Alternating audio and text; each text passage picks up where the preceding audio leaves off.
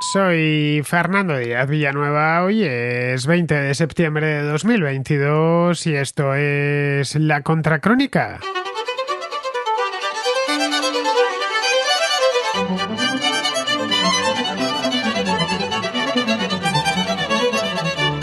Las elecciones legislativas en Suecia, celebradas el pasado 11 de septiembre, han desatado una tormenta política en el país. La primera ministra, Magdalena Andersson, admitió la derrota 3 días después, a pesar de que su partido había sido el más votado. Pero la coalición gubernamental perdió la mayoría a causa del avance del Partido Demócratas de Suecia, que con el 20,5% de los votos se convirtió en la segunda fuerza política del país. De este modo, los escaños obtenidos por el bloque conservador suman 176 diputados y alcanzan la mayoría en el Riksdag, que es como se llama el Parlamento sueco. Superan por 3 al bloque de izquierda que gobierna hasta este momento. El mapa político sueco está desde hace unos años muy fragmentado. Hay un total de 8 partidos con representación parlamentaria. En líneas generales, el bloque conservador redujo ligeramente su apoyo y la representación que obtuvo en las elecciones de 2018, con la excepción de los Demócratas de Suecia, un partido situado en el extremo derecho del espectro político que se apuntó 11 escaños más. El Partido Socialdemócrata también creció, pero en menor medida. Eso fue lo que llevó a Andersson a anunciar su renuncia. Sabe que ha perdido la mayoría con la que gobernaba y que lo más probable es que el bloque de derecha llegue a algún tipo de acuerdo para colocar a uno de sus candidatos como primer ministro. El que más posibilidades tiene es Ulf Kristersson, líder del Partido Moderado, a quien se considera un perfil más aceptable que Jimmie Åkesson, candidato de los demócratas de Suecia. Åkesson lleva años trabajando para presentar a su partido como una alternativa de gobierno de la derecha convencional. Los demócratas suecos serían, de cualquier modo, el mayor partido de la coalición. Cuentan con 73 escaños frente a los 68 de los moderados. Les necesitan, por lo tanto, para acceder al gobierno, pero es una incógnita qué papel les reservarán. Eso dependerá de las negociaciones que ya están en marcha. Las elecciones han supuesto un golpe para los socialdemócratas, que son el partido hegemónico en Suecia desde hace décadas, desde hace un siglo prácticamente. Andersson llevaba menos de un año en el cargo, tomó posesión en noviembre del año pasado tras la dimisión de Stefan Löfven. Su mandato ha sido muy agitado a causa de la invasión de Ucrania.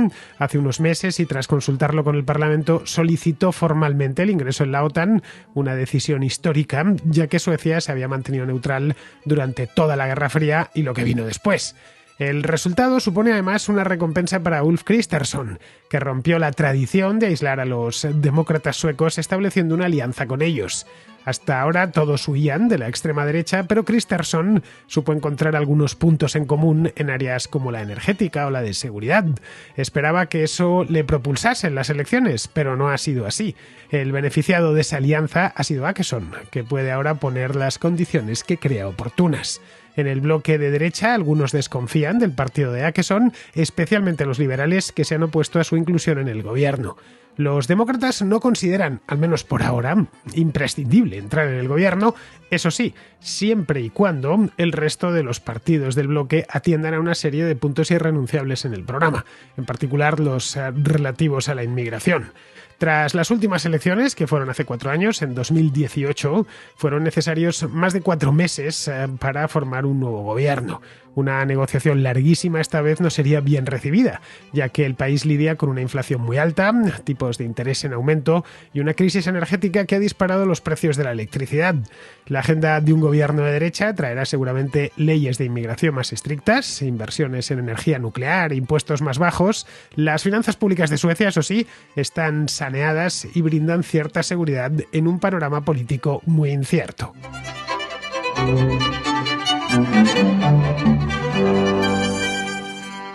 Las elecciones suecas de este año eran muy esperadas. Las últimas se celebraron en 2018 y estuvieron marcadas por un descenso notable de los socialdemócratas y un ascenso de los partidos de centro-derecha, más concretamente de los moderados y de los demócratas de Suecia.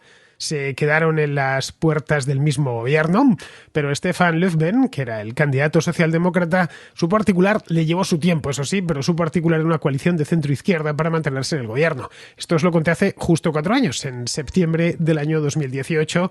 Dediqué, si mal no recuerdo, 1 o 2 programas a las elecciones suecas de aquel año.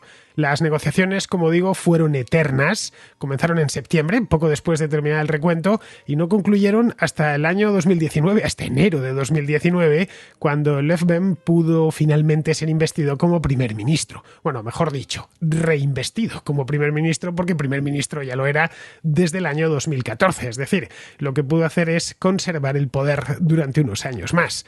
En estas elecciones, la derecha se las prometía muy felices. Se habían quedado en la puerta en 2018 y pensaron que ya en 2022 llegarían sin ningún problema.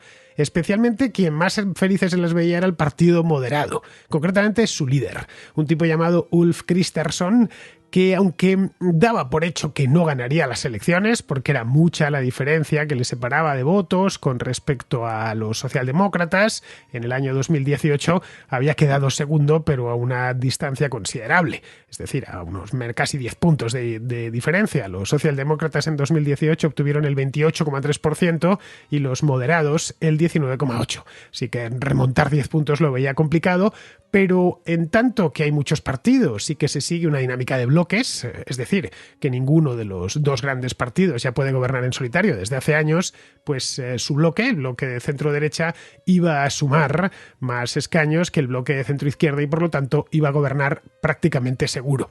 Bien, esto era lo que esperaba Ulf Kristersson y la verdad es que en parte le ha salido, aunque no como él pensaba.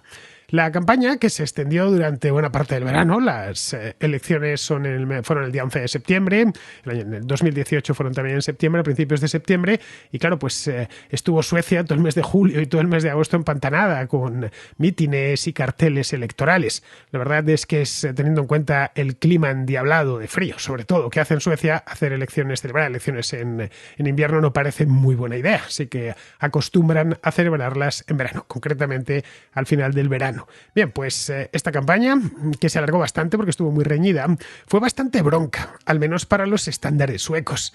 Suecia es un país que no se caracteriza, ni Suecia ni los suecos, se caracterizan por ser precisamente o dejarse llevar por el apasionamiento.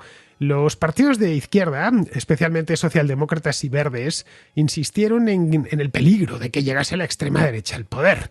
Se referían a los partidos de derechas continuamente como pardos.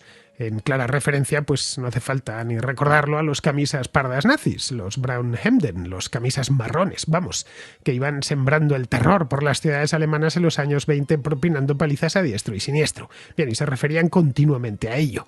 En Suecia, cada partido político, como sucede en todos los países, tiene un color.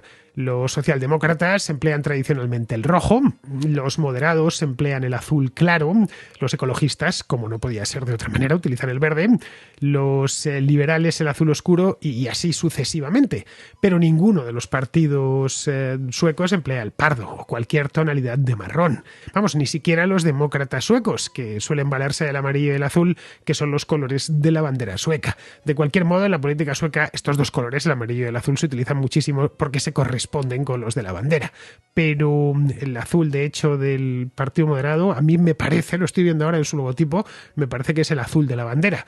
Los socialdemócratas, un partido muy antiguo, pues emplean, como todos los socialdemócratas en Europa, el color rojo. Pero el marrón ni está ni se le espera, de ninguna manera, y a pesar de todo se han pasado 2 meses llamando al bloque de derechas el bloque marrón o el bloque pardo. La táctica de asociar a toda la derecha con el nazismo, pues a la vista está ahora que ya tenemos los resultados definitivos, pues no les ha funcionado. O mejor dicho, les ha funcionado, sí, pero les ha funcionado para todo lo contrario. Las apelaciones al fascismo, bueno, en este caso todavía peor, al nazismo de la oposición, lo único que han conseguido es impulsar a los demócratas suecos. En fin, no me invento nada, y esto no es una interpretación, no es que esté haciendo este programa el día 10 de septiembre, septiembre, sino el 20, 10 días después, y ya sabemos los resultados. Los socialdemócratas han obtenido un 2% más de los votos, que a mí sinceramente se me antoja poco. Están en el poder, tienen muchas cosas a favor y la situación del país, por lo menos económicamente, aunque ha empeorado, es bastante buena, más si lo comparamos con otros países de Europa, y a pesar de que, bueno, las cosas se han puesto muy cuesta arriba en toda Europa a causa de la invasión de Ucrania, que a Suecia le pilla relativamente cerca, pues es un país que está mucho más cerca de Rusia de lo que puede estarlo Francia, España o el Reino Unido, y esto pues les ha afectado tanto que han pedido hasta el ingreso en la OTAN, donde no pensaron entrar nunca.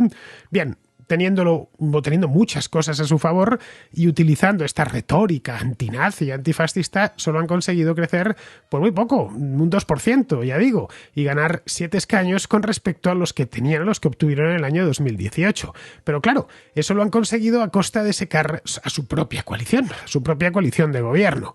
Los demócratas suecos, entre tanto, que eran el tercer partido más votado, han pasado a la segunda posición, con el 20,5% de los votos y 73 escaños.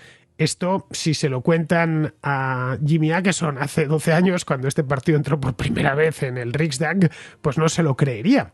Pero hoy son el segundo partido, a no una distancia muy, muy grande del Partido Socialdemócrata. Ha obtenido el 20,5%, como os digo, y el Partido Socialdemócrata se ha quedado en el 30,3%, es decir, 10 puntos porcentuales de diferencia, nada más. Esto es, en resumidas cuentas, lo que han terminado consiguiendo con esa retórica.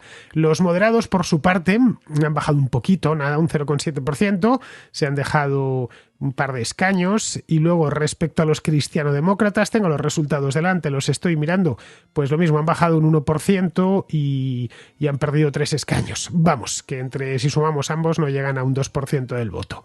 Como decimos en España, los socialdemócratas suecos han hecho un pan con unas tortas, vamos, pretendían una cosa y les ha salido la contraria.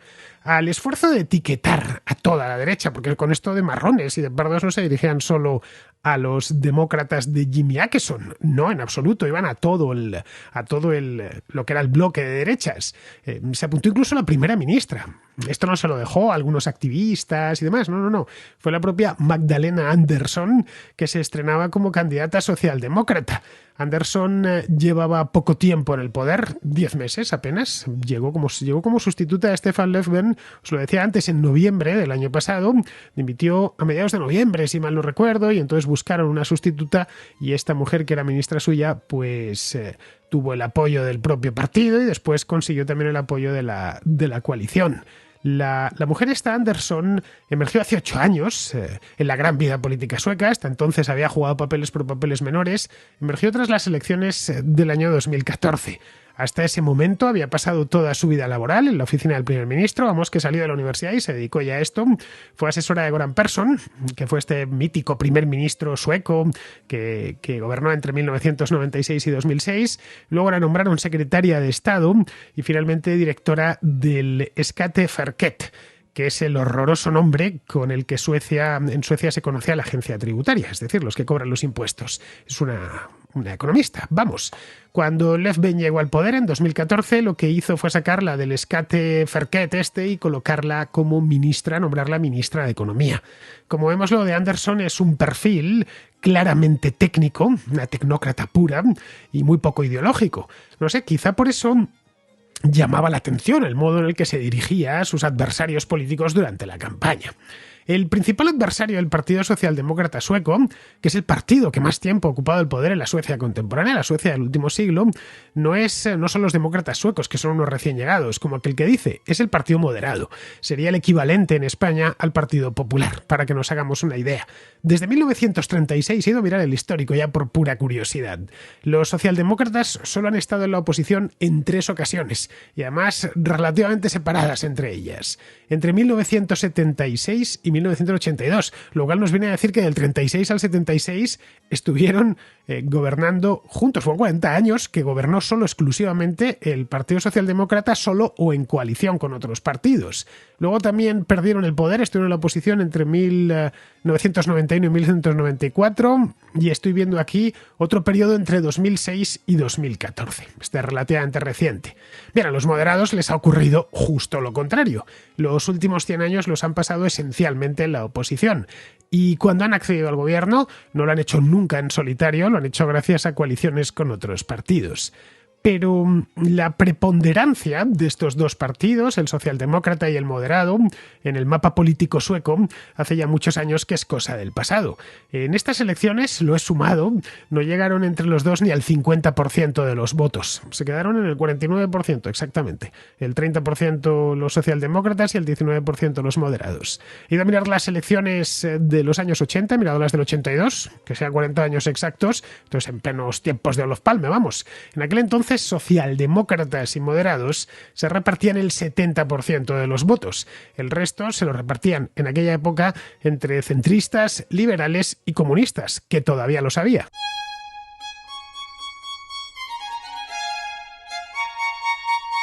Hoy, 40 años después, han cambiado muchas cosas en Suecia y una de ellas ha sido el mapa político, ¿no? Y hay 8 partidos en el Riksdag. Tenemos el socialdemócrata, que es el principal, luego el moderado, aunque con los datos de las elecciones, los resultados de las elecciones, ya el segundo no es el moderado, es el de los demócratas de Suecia, luego el moderado, luego sería el partido de la izquierda, el de centro, así se llaman, los cristianodemócratas, los verdes y los liberales. De esos 8 partidos, uno de ellos, el de los demócratas suecos, o más propiamente demócratas de Suecia, porque se llaman, según estoy viendo, Sverige Demokraterna, que eso es, me da la impresión, no sé sueco, pero me da la impresión que es demócratas de Suecia. Bueno, pues este es el que se sitúa en el extremo derecho del espectro político. Este es un partido relativamente nuevo, es un partido nacido a finales de los años 80, en el año 1988, en comparación con los socialdemócratas o los moderados, que datan de principios del siglo XX, pues sí, es bastante joven y sus orígenes están vinculados con el movimiento neonazi sueco. Su primer presidente, de hecho, había sido neonazi cuando era joven y su simbología era muy similar a la del Frente Nacional Británico. A partir de mediados de los 90 empezaron ya a moderar sus posiciones y en el año 2010 entraron en el Parlamento sueco, con un 5,7% de los votos y 20 escaños. Desde entonces han ido creciendo. En 2014 se colocaron en tercer lugar con un 12,9% y 49 escaños. En 2018, como os decía anteriormente, consiguieron un 17,5% y 62 escaños. Y en las elecciones de este año pues se han ocupado a la segunda posición con un 20,5% de los votos y 73 escaños. Ha sido desde hace 12 años, desde el año 2010, ha sido todo crecer para esta gente. Ideológicamente, este de los demócratas de Suecia es un partido de derecha identitaria, no muy diferente al reagrupamiento nacional francés de Marine Le Pen o a los Fratelli d'Italia de Giorgia Meloni. Rechazan la inmigración, atacan el multiculturalismo, son euroescépticos, pero no hasta el punto de pedir la salida de la Unión Europea y piden reforzar la identidad sueca. Todo esto lo he extraído de su propia página web, es decir, no me estoy ni inventando nada ni interpretando nada, es lo que ellos dicen que son. A diferencia de los identitarios de otras partes de Europa, los suecos son muy críticos, los identitarios suecos, estos demócratas, son muy críticos con la Rusia de Putin, seguramente porque la tienen enfrente, la tienen cerquita y saben que la amenaza es real. El resto del bloque de derecha está formado por conservadores, es decir, los moderados, que se llaman así, cristianodemócratas y liberales. Los tres han mostrado no sus simpatías, porque les tendieron un cordón sanitario hasta hace no mucho tiempo, pero sí su voluntad de colaborar con los demócratas suecos. Han visto que se pongan como se pongan, al final la gente les sigue votando, de hecho les vota de manera creciente. Por lo tanto, concretamente Ulf Kristersson pues decidió que quizá era mejor llegar a algún tipo de acuerdos con ellos, porque si no, no iban a gobernar en la vida, porque buena parte del voto que estaba perdiendo la derecha sueca se les estaba yendo en esa dirección. Bien, eso bastó para que les tachasen a todos como pardos y neofascistas por parte de socialdemócratas y de ecologistas. A mí me parece que era completamente excesivo. Decir que, no sé, que los liberales suecos son nazis, pues es una exageración absurda, aparte de una inexactitud, que solo puede colar Pues no lo sé, entre militantes y hasta activistas de extrema izquierda, pero nada más. Muchos suecos, de hecho, desconfiaban de esa retórica tan inflamada y tan poco propia de un país como Suecia, donde todo se toma con mucha tranquilidad. No olvidemos que allí las pasiones políticas, como las pasiones en general, no se viven muy a fondo. Y esto de llegar, pegar gritos en un mitin, decir que vienen los camisas pardas, pues a mucho sueco le parecía algo excesivo. Y la verdad es que, vamos, sin ninguna duda lo era. Y desconfiaba. Más aún cuando los partidos de derecha, esos mismos, entre comillas, camisas pardas, estaban haciendo una campaña centrada más en problemas reales que aquejan a Suecia y a los suecos en este momento. Problemas de índole económica, como por ejemplo la elevada inflación. Lo he estado mirando, fue un 9% en agosto, en el mes pasado, vamos, en agosto en Suecia. Un 9% es una inflación significativa, vamos, que no se han escapado a los problemas económicos que tiene el resto de Europa. Los tipos de interés han subido hasta el 0,75%. Suecia es un país de la Unión Europea, pero no está en la eurozona. Es decir, allí se paga con coronas suecas y tiene, por lo tanto, cierta soberanía monetaria. Digo cierta porque al final, pues la corona no deja de ser la corona, una moneda, una divisa menor, y está muy al tanto, como le pasa a los daneses, con lo que hace el Banco Central Europeo. De cualquier manera, la corona sueca, o el Banco Central de Suecia, una de las cosas por las que se caracterizaba era por tener el precio del dinero en negativo. Estaban los tipos en negativo hasta hace muy poco tiempo. Creo que hasta el mes de julio, agosto, que es cuando decidieron subirlos al 0,75%. Claro, eso es un salto cuántico para los suecos, que están acostumbrados desde hace ya mucho tiempo a tipos de interés negativos. Bueno, ha advertido ya el gobernador del Banco Central de Suecia que seguirán subiendo, por supuesto. Les han avisado y que eso pues tendrá sus consecuencias que serán mayores en tanto en cuanto en aquel país los tipos de interés eran negativos hasta hace muy poquito tiempo. Luego, aparte de eso, pues tienen el problema de todos los europeos occidentales, y es que la energía está por las nubes, tanto el gas como la gasolina y la electricidad en casa, etcétera. Las razones, por lo menos los contraescuchas las conocen bien, porque este es un tema que hemos tratado muy a fondo. Pero no solo se referían a problemas económicos, que evidentemente están ahí, y en el caso de unas elecciones pues se espera que los partidos los aborden. Suecia es un país muy tranquilo, un país muy pacífico. Cualquiera que conozca aquel lugar del mundo, pues una de las primeras cosas que ve es que es un lugar del mundo en el que no suele pasar nada, ni malo ni bueno, no pasa nada. Viven con una tranquilidad los suecos, hasta hablando, te cuesta escucharles porque hablan bajito, y en los restaurantes incluso pues hablan poco entre ellos. Pero vamos, que es un lugar muy tranquilo, una especie de paraíso del silencio y de la paz, ¿no? Desde hace unos años el oasis sueco ha ido agitándose a causa de cierta inseguridad ciudadana que ha creado mucha preocupación y que ha ido a más, no ha ido a menos.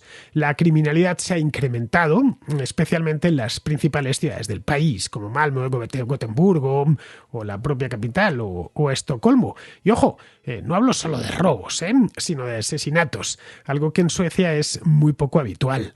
Este es un tema del que no es nuevo, Este es un tema del que se viene hablando desde hace ya años. En el año 2014 y en el año 2018, los homicidios fueron uno de los temas estrella en sendas elecciones. Hasta ese momento, en Suecia nunca habían sido asesinadas más de 100 personas en un año. Estamos hablando de homicidios intencionados. Desde 2015, todos los años se ha superado esa cifra. La violencia se concentra pues, en ciertos barrios de ciertas ciudades con muchos inmigrantes. Los más jóvenes forman bandas y se enfrentan entre ellas. Vamos, nada especial, algo muy parecido pues, a lo que sucede en otras partes de Europa, como Francia, como el Reino Unido, bueno, como la propia España. Países que son, en todos los casos, muy seguros, especialmente si los comparamos con los hispanoamericanos, pero en los que la violencia entre bandas juveniles, generalmente formada por inmigrantes, ha ido en aumento. Y eso es indiscutible y los suecos lo ven. En ese ambiente se llegó a las elecciones del día 11. Hasta la medianoche de ese día, la campaña del miedo al fascismo parecía haber funcionado, ojo, para los socialdemócratas y los verdes. Junto con el partido de la izquierda y el partido de centro, pues ya se veían vencedores sobre el bloque de centro-derecha encabezado por el líder de los moderados, por Ulf Kristersson. Entonces, a eso de la medianoche, la balanza se inclinó. El miércoles por la noche, un par de días más tarde, con prácticamente ya todos los votos escrutados, el bloque de derecha había ganado 176 de los 349 escaños del Riksdag. Al otro lado, pues lo que estaba era el bloque de izquierdas con 173 escaños. Es un margen pequeño, sin duda, pero pues no deja de ser una victoria. Y una victoria además inesperada. El miércoles por la noche, Andersson admitió la derrota y en principio será Kristersson quien formará gobierno. Digo en principio porque no lo sabemos todavía. Lo que no está claro es qué papel jugarán los demócratas de Suecia, si es que juegan alguno.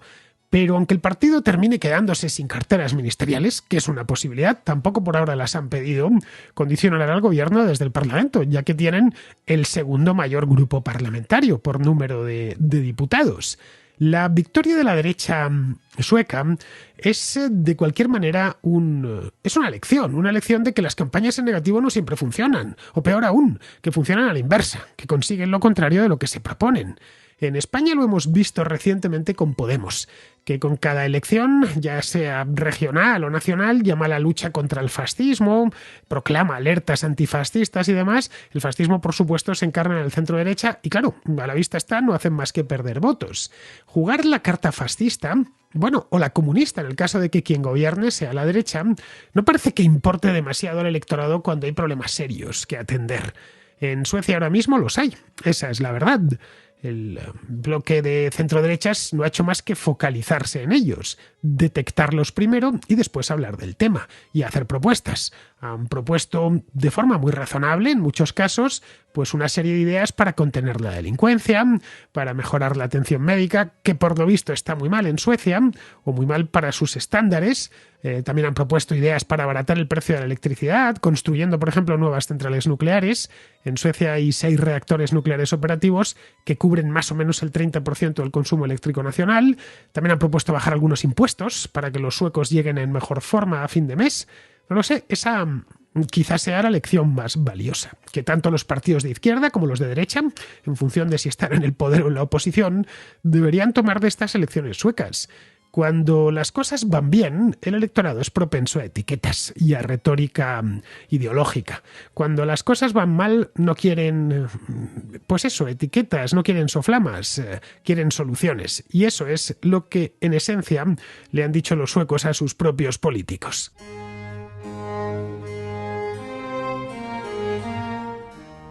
Vamos con la contrarréplica. Empezamos con Jorge, que es de Colombia y que nos habla de ciertos ministros de nuevo cuño que van en contra de los intereses de su propia cartera. Fernando, me gustaría, bueno, en Colombia dicen que no existen las brujas, pero que las hay, las hay. Y este mensaje va relacionado con un comentario que hizo ayer un oyente de la Contracrónica sobre pues las aptitudes y los conocimientos que deben tener ciertas personas para llegar a ser ministros. ¿Y a qué viene esto de las brujas? Desafortunadamente el nombre Irene está un poco maldecido, no sé, no sabría cómo decirlo. Ustedes tienen esa perla de Irene Montero y en Colombia tenemos a Irene Vélez, una persona que para ser la ministra de Minas y Energía está en contra de la minería.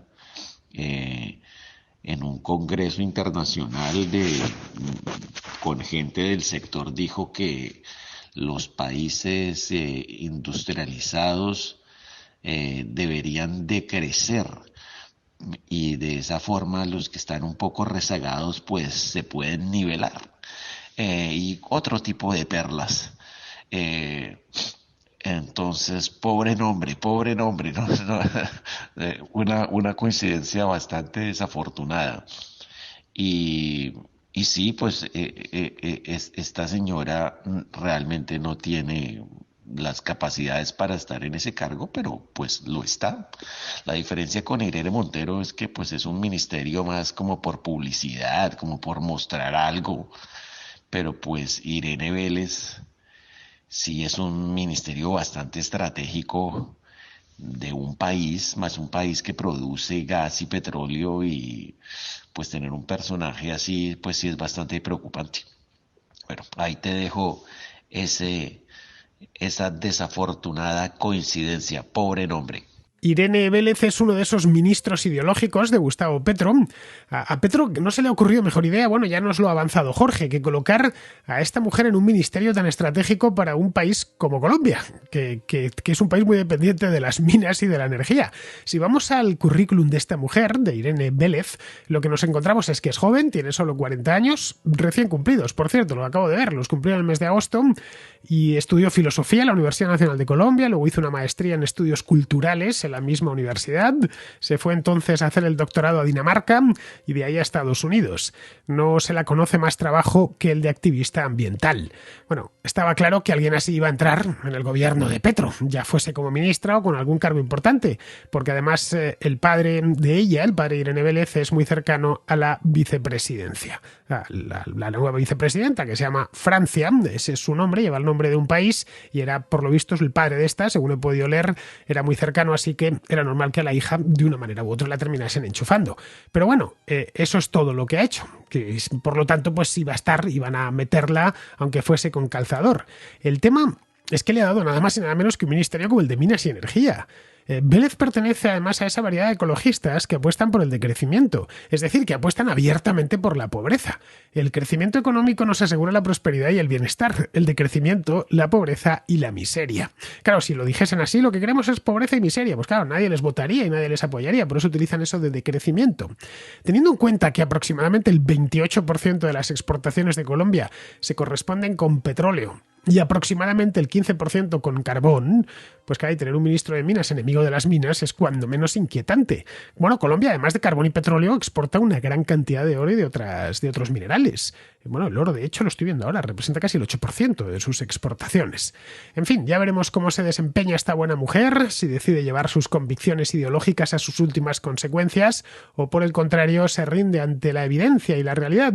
Los resultados, si decide llevar esas convicciones ideológicas, pueden ser tenebrosos para Colombia, ya que su principal fuente de divisas es la exportación de materias primas sacadas de las minas. En España, la ministra de Energía se llama Teresa Rivera. Ese ministerio no existe como tal. Le cambiaron el nombre, existía, pero le cambiaron el nombre, le pusieron un nombre nuevo, en perfecta neolengua, para la última legislatura. Se llama Ministerio para la Transición Ecológica y el Reto Demográfico. Estos ministerios largos que creó Pedro Sánchez que te quedas sin aire si lo tienes que leer. Bien, con ese nombre o con cualquier otro, el hecho es que Teresa Rivera es la que tiene las competencias de la política energética. Ahora se las está viendo negras con todos los problemas de suministro de gas natural que hay a causa de la invasión de Ucrania y ha tenido que recoger cable en varias ocasiones. Eso sí, Teresa Rivera tiene algo más de currículum que Irene Vélez. Teresa Rivera es administradora civil del Estado, que es una posición difícil de aprobar, y ha sido profesora en la Universidad Autónoma de Madrid. Pero bueno, para ser ministro realmente no hace falta ninguna preparación concreta. Hace falta estar en el partido adecuado, en el momento adecuado y tener las lealtades políticas adecuadas. Nada más. Ese me parece que es el caso tanto de Teresa Rivera como el de Irene Vélez. Bien, seguimos con Israel de Vigo, que nos habla de los monopolios y el Estado. Y me gustaría discutir esta idea de que el Estado es el contrapeso de los monopolios, porque en demasiadas ocasiones es el Estado el que promueve y protege los monopolios. Es el famoso capitalismo de amiguetes. En España tenemos un ejemplo palmario. Es el sector televisivo que está en manos de un duopolio que se basa en la legislación y las decisiones de los sucesivos gobiernos, que les permiten ahora mismo detentar hasta 16 de los canales de la TDT. Los gobiernos han impedido que los pequeños canales en su día pudieran pues concertar su publicidad para negociarla mejor. Cuando todos tenemos la experiencia de que cuando un grupo pone anuncios, los pone en varios canales a la vez, cortando los programas que estés viendo pues por donde tengan que cortarlos. También, buena parte de esos canales están dedicados a programas enlatados, es decir, se cercenan pues posibles voces distintas pues para ocupar, es una de las técnicas, ¿no?, de los monopolios, es decir, yo tengo un canal y simplemente lo lleno de cosas para que no lo pueda usar otro. Una antigua táctica. Y ya digo, con este panorama que nos van a decir que son los gobiernos o los estados los que van a luchar contra los monopolios, pues no. Y después tendríamos el caso de las tormentas perfectas, que es cuando los estados, a través de empresas públicas, ejercen monopolios. Todos recordamos la época de Telefónica y sus tarifas abusivas, o también la época en la que el transporte aéreo era, aparte de compañías de bandera, y cuando pues cogerse un avión en España era prohibitivo. Ahora que el que más o el que menos, pues bueno, coge un avión y en cuanto junta 3 días de vacaciones, pues se va casi a cualquier parte del mundo. Bueno, recordar que en la época del monopolio aquello era imposible. Entonces ya digo, oposición entre Estado y monopolio, no lo compro. El monopolio propiamente dicho solo existe cuando el Estado lo consagra como tal, es decir, cuando cierra un sector o un tipo de actividad para una empresa concreta, mediante una serie de privilegios concedidos a ella y le cierra la competencia. ¿Has puesto algún ejemplo? Como Iberia, por ejemplo, en los tiempos en los que solo había una línea aérea. Bueno, había otra, que era Aviaco, que hacía los vuelos nacionales, pero pertenecía a Iberia. Aviaco desapareció porque la terminó absorbiendo Iberia cuando se liberalizó el transporte aéreo. Pero vamos, que solo se podía volar en una sola línea aérea. Querías ir de Madrid a Barcelona o de Madrid a Sevilla y tenías que hacerlo en Iberia. Querías ir de Madrid a Lisboa y podías hacerlo en Iberia o en TAP, en Air Portugal. Querías ir de Madrid a Londres y lo hacías en Iberia o lo hacías en British Airways. Evidentemente, volar era algo carísimo, era algo que las familias de clase media pues solo podían permitirse muy de vez en cuando. Nada que ver con lo que tenemos ahora. Aquello era un monopolio concedido por el Estado. Es la única manera de que exista un monopolio real. Has hablado también de Telefónica, cuando solo había una compañía que prestaba servicios telefónicos. Esto se liberalizó en los años 90. Pero es que algunos de esos monopolios estatales han llegado hasta muy recientemente. Ese es el caso de Renfe, por ejemplo. El monopolio de Renfe, de hecho, se está desmantelando ahora, que están entrando otras operadoras. Desde hace año y pico opera una compañía llamada WeGo entre Madrid y Barcelona, y ahora en noviembre entrará otra compañía llamada Irio que cubrirá las relaciones con Levante y con Andalucía. Vamos, no sé qué tal les irá, pero vamos, los de WeGo llevan los trenes llenos porque ya he subido en uno de ellos. Pero bueno, Renfe sigue ahí, enchufada al presupuesto público y mantenida por los contribuyentes. En este caso no hay un monopolio, pero sí una empresa estatal que hace la competencia desleal al resto de operadores en el mercado, porque si pierde dinero lo carga a los contribuyentes.